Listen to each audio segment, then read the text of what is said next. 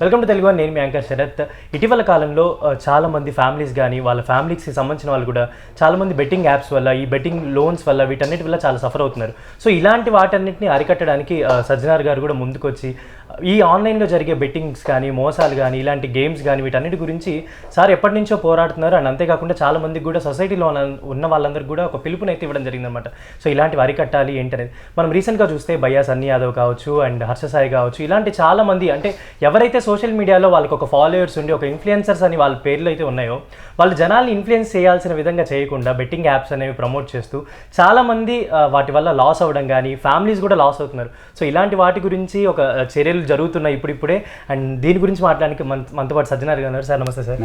Sir ముందుగా ఈ betting apps అనేది కొన్ని సంవత్సరాలుగా జరుగుతుంది. అంటే ఇది కంటికి కనపడట్లేదు, బట్ అయితే చాలా ఫ్యామిలీస్ లాస్ అవ్వడం కానీ మనం చూస్తుంటే గవర్నమెంట్ అఫీషియల్స్ కూడా న్యూస్లలో చూస్తున్నాం, గన్ మ్యాన్స్ కానీ ఇలా చాలామంది కూడా ఈ యాప్స్ వల్ల లైఫ్ తీసుకున్న పరిస్థితి కూడా ఉంది. సార్ ఎలా చూడొచ్చు సార్ ఇలాంటి అంటే ఈ సోషల్ మీడియా అడ్వాంటేజ్ వచ్చింది, మనం రెవల్యూషన్ అవుతున్నాం. సో ఇలాంటి టైంలో ఈ సోషల్ మీడియాలో బెట్టింగ్ యాప్స్ ఎలా అంటే మీరు అన్నట్లు అది చాలా సంవత్సరం నుంచి ఉంది. అంతకుముందు కూడా ఏదో ఒక ఐసోలేటెడ్గా జరిగేది. మీరందరూ కూడా ఏదో క్లబ్స్ ఉండేది, లేదంటే కొంతమంది ఊర్లు పల్లెటూర్లు ఊరు బయట పోయి గుట్టలు అది ఆడేవాళ్ళు.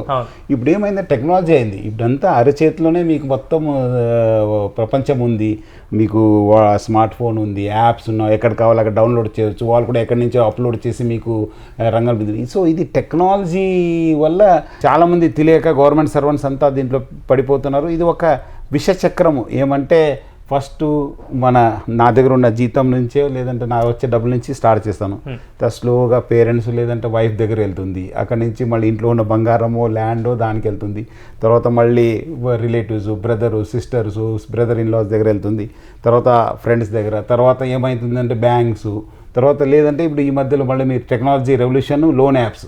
సో లోన్ యాప్స్ ద్వారా కూడా పబ్లిక్ తీసుకొని మొత్తం ఆ విషచక్రంలో పడిపోయి నష్టపోతుంది. అయితే సార్ మీరు ఇచ్చిన పిలుపు ద్వారా ఒక గత 3-4 రోజుల నుంచి చూస్తే చాలామంది ఇన్ఫ్లుయెన్సర్స్ కావచ్చు, యూట్యూబ్ ఎవరైతే వాడేవాళ్ళు కూడా రియాక్ట్ అయ్యి వీటికి సంబంధించి ఒక వీడియోస్ పెట్టడం, బెట్టింగ్ యాప్స్ వద్దని చెప్పడం, ఇలా ఈ క్యాంపెయిన్ మీరు ఎలా అబ్జర్వ్ చేశారు సార్? అంటే మంచిది కదా, మంచి పరిణామం కదా. వాళ్ళు కూడా అర్థమైంది మనం చేసేది తప్పనేది. ఎవరు చేశారు అది ఒక భాగము, చేయని వాళ్ళు కూడా కొంచెము లేదు మనము మంచి కోసం చేయాలని చెప్పి వాళ్ళు కూడా వస్తున్నారు. సో ఇది ఒక మంచి పరిణామం. ఎందుకంటే ప్రజలు ఇది మంచి కోసం కాదు. Social media influencers if they come out and if they tell public that it's illegal, it's wrong అని చెప్తే వాళ్ళు కూడా పబ్లిక్ కూడా తెలుస్తుంది. అది పబ్లిక్ కూడా ఎక్కువ వెళ్ళిపోతుంది. మంచి పరిణామమే. బట్ ఎవరెవరు ఇక్కడ ఇంకా కొంతమంది ఇంకా ఉన్నారు, ఏమవుతుంది ఏం కాదు కదా అనేది కాదు. మీరు నష్టపోతారు. మీరు అందరూ కూడా బయట రావాలి, ఇప్పుడైనా బయట రావాలని చెప్పి నేను కోరుతున్నాను. అయితే సార్ గతంలో మీరు చూస్తే ఒక ల్యాప్టాప్ పెట్టుకొని లైవ్ వీడియోలో బెట్టింగ్ యాప్ ప్రమోట్ చేయడం కానీ, లేదంటే డబ్బులు రోడ్ల మీద ఇసిరేయడం కానీ, ఇలాంటివి నెగిటివ్గా వాడుతుంది. అంటే దేనికి యూస్ చేయాలో సోషల్ మీడియాని వాటికి యూస్ చేయట్లేదు అనే ఒపీనియన్ మీకు కలుగుతుందా సార్? డెఫినెట్లీ. ఎందుకంటే అదే కాదు ఇప్పుడు వచ్చేది సోషల్ మీడియా మంచి కోసం. ఇప్పుడు మీ అంతకుముందు ఉన్న ఇన్ఫ్లుయెన్సర్స్ వాళ్ళకి మంచి టాలెంట్ ఉంది. They should use it for a good purpose. ఏదో సమాజ కోసము లేదంటే ఏదో ప్రజలకి అవేర్నెస్ తీసుకురావడానికి. బట్ అనవసరము ఇలాంటి బెట్టింగ్ యాప్స్, ఇలాంటి స్కీమ్స్ ప్రమోట్ చేస్తే వాళ్ళు కూడా నష్టము, ప్రజలు కూడా నష్టం. అయితే చాలా మందికి తెలియని విషయం ఏంటంటే ఇప్పుడు ఈ బెట్టింగ్ యాప్స్లో ఇన్వాల్వ్ అయ్యే ఇన్ఫ్లుయెన్సర్స్ కానీ ఎవరైనా కానీ వాళ్ళకి చాలా మల్టిపుల్ సోర్సెస్ నుంచి వస్తుంటాయి. అంటే వాళ్ళు ఎక్కడ తీసుకున్నారు, ఎక్కడ ఇచ్చారనేది కూడా చాలా మందికి తెలియదు. సో ఇలాంటి బెట్టింగ్ యాప్స్లో ఇన్వాల్వ్ అయ్యారని తెలిసిన పర్సన్స్కి ఎలాంటి లాస్లో ఎలాంటి శిక్షలు ఉన్నాయి, వాళ్ళకి ఎలాంటి కేసెస్ వాళ్ళకి అప్లై అవుతాయి? డెఫినెట్లీ వాళ్ళకు ఆల్రెడీ గేమింగ్ యాక్ట్ కింద మనం 2 రాష్ట్రంలో కూడా బ్యాన్ ఉంది. ప్లస్ అదేవిధంగా మనకు బిఎన్ఎస్ యాక్ట్ కింద కూడా ఉంది. ప్లస్ అది ఐటీ యాక్ట్ కింద కూడా. ఇంకా వీళ్ళు చేసేది ఏమేమి ఇల్లీగల్ యాక్టివిటీ ఉన్నారు, కొంతమందికి ఏమాత్రం సూసైడ్ అయితే మళ్ళీ దాన్ని కూడా లింక్ చేసే అవకాశం ఉంది. సో మల్టిపుల్ కేసెస్ అయ్యే అవకాశం ఉంది. ఒకటితో ఆగేది కాదు. సో వాళ్ళు కూడా అర్థం చేసుకోవాలి. ఏదో ఒక కేసు అయింది అయిపోయింది మళ్ళీ ఇంకా అనుకోవడం లేదు. కోర్టు చుట్టూ తిరగాల్సి వస్తుంది. మీకు మెయిన్గా మరక పడిపోతుంది. ఇంత ఉన్నవాళ్ళు ఇంకా కేసు అయింది కోర్టు చుట్టూ తిరుగుతున్నారు. ఇప్పుడు చూడండి వాళ్ళంతా పారిపోయినారు, ఎక్కడ ఉన్నారంటారు వాళ్ళు. మనం మీ కెమెరామెన్స్ పోతే కూడా వాళ్ళ ఇంట్లో ఎవరు ఉంటలేరంట వాళ్ళు. సో ఇట్లా పరిస్థితి తెచ్చుకోవద్దు. మీరు మంచి మీకు టాలెంట్ ఉంది కదా, మీరు ఆ టాలెంట్ను మంచి కోసం వాడండి అని చెప్పి కోరుతున్నాను. అయితే సార్ ఇప్పుడు నిన్న మొన్న కూడా ఒక సెలబ్రిటీ డాటర్ కూడా నేను తెలియక ప్రమోట్ చేశాను అప్పట్లో అని చెప్పి ఒక రియాక్షన్ అయితే ఇచ్చింది. సో తెలిసి చేసినా తెలియక చేసినా తప్పు అనేది తప్పే కాబట్టి సో వాళ్ళ మీద కూడా ఏమైనా చర్యలు తీసుకునే ఛాన్సెస్? డెఫినెట్లీ వాళ్ళకు కంప్లైంట్ వచ్చి కేసు రిజిస్టర్ అయితే వాళ్ళు కూడా డెఫినెట్లీ వాళ్ళ వల్ల నేను ఇన్ఫ్లుయెన్స్ అయ్యి ఇంత డబ్బులు పోగొట్టుకున్నా ఇంత అయిందని చెప్తే డెఫినెట్లీ వాళ్ళపైన కూడా కేసు కట్టాల్సి వస్తుంది పరిస్థితి. అంతేకాకుండా సార్ ఇప్పుడు రేపు ఐపీఎల్ మ్యాచెస్ కూడా వస్తున్నాయి.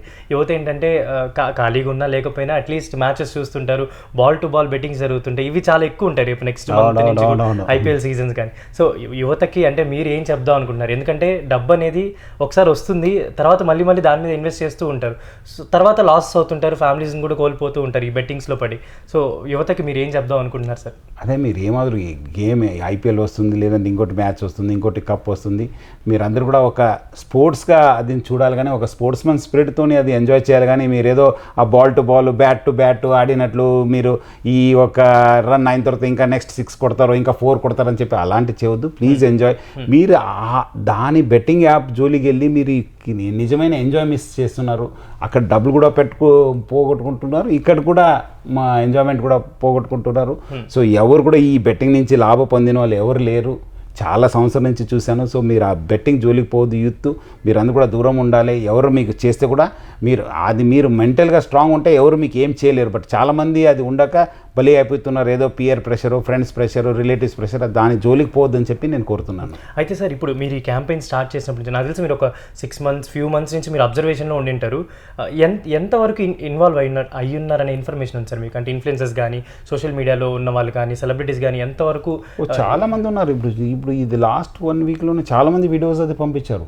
చాలా మంది చాలా గ్రామీణ ప్రాంతానికి వెళ్ళింది. ఆంధ్ర, చిత్తూరు అక్కడ కూడా, ఇక్కడ నుంచి కూడా చాలా మంది, వరంగల్, ఆదిలాబాద్ అక్కడ నుంచి కూడా వీడియోస్ వస్తాం. అంటే చాలా మంది ఇన్వాల్వ్ అయి ఉన్నారు దాంట్లో. అంటే ఆల్మోస్ట్ ఒక 72 noted people దాకా ఉన్నారు ఈ బెట్టింగ్ యాప్స్ ప్రమోట్ చేసిన వాళ్ళు అన్నట్టు ఒక ఇన్ఫర్మేషన్. అది కరెక్ట్ నంబర్ నాకు తెలియదు, కానీ చాలా మంది ప్రమోట్ చేశారు, చాలా మంది కూడా ఇన్వాల్వ్ ఉన్నారు. That's true. సో వాళ్ళ మీద కూడా డెఫినెట్లీ యాక్షన్ ఉంటుంది.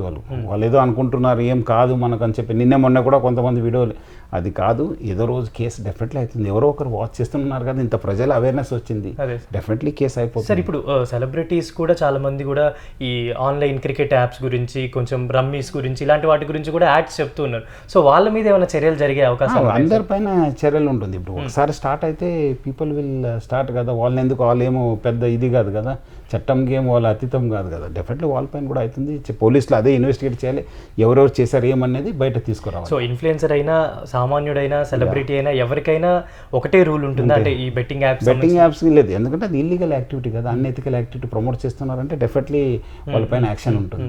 అంతేకాకుండా సార్ ఇప్పుడు ఈ సోషల్ మీడియా గురించి మనం మాట్లాడుకుంటూ బెట్టింగ్ యాప్స్ అంతేకాకుండా చాలా మంది ఇప్పుడు ఇటీవల కాలంలో లోన్స్ ఇవి కూడా తీసుకొని సఫర్ అవుతున్నారు. 5,000, 10,000 ఇలాంటి చిన్న చిన్న అమౌంట్స్ తీసుకొని వాళ్ళకి బెదిరింపు కాల్స్ కానీ, ఆన్లైన్ వీడియో కాల్స్ కానీ, ఫ్రాడ్ కాల్స్ కానీ ఇలా చాలా ఎక్కువ అయిపోతున్నాయి సోషల్ మీడియాలో చూసుకుంటూ. సో ఇలాంటి వాటిని మీరు ఎలా అరికడితే బాగుంటుందని అనే ఒక ఐడియా. అంటే ప్రజలు కూడా అర్థం చేసుకోవాలి. ఎందుకంటే ఇచ్చేవాళ్ళు ఇస్తారు, మీకు ఈజీగా ఇస్తారు. లోన్ యాప్స్ కూడా మనం అప్పుడు సైబరాబాద్ ఉన్నప్పుడు కూడా నేను చూశాను.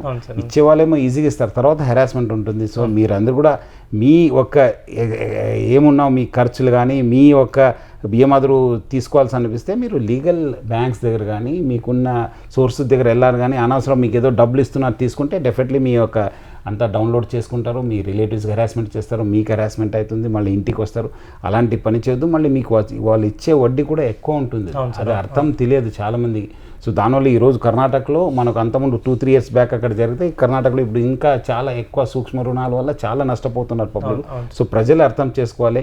మీరు మీ లీగల్ సోర్సెస్ బ్యాంక్స్ ద్వారానే మీరు తీసుకోవాలి, కానీ అనవసరం ఈ లోన్ యాప్స్కి జోలికి పోవద్దని చెప్పి నేను కోరుతున్నాను. సార్ ఫైనల్లీ సార్, మీరు గవర్నమెంట్ అంటే చాలా ఇయర్స్ నుంచి సర్వీస్ చేస్తున్నారు, అండ్ మీకు చాలామంది గవర్నమెంట్ అఫీషియల్స్ కానీ వీళ్ళంతా కూడా ఫ్రెండ్స్గానే ఉంటారు. సో ఇలాంటి వాటిని జరిగినప్పుడు చాలామంది అరికట్టాలని ఉంటుంది. మీరు ముందుకు వచ్చారు, ఇప్పుడు తర్వాత మీ తర్వాత కూడా చాలామంది రాబోతున్నారు. మీరు అంటే మన తెలంగాణ ప్రభుత్వానికి కానీ, ఆంధ్రప్రదేశ్ ప్రభుత్వానికి కానీ వీటికి సంబంధించి ఏదైనా మీరు ఇనిషియేట్ కానీ అలా ఏదైనా చేద్దాం అనుకుంటున్నారా? దీనికి సంబంధించి ఫర్దర్గా ఎవరు లాస్ అవ్వకుండా ఉండడానికి.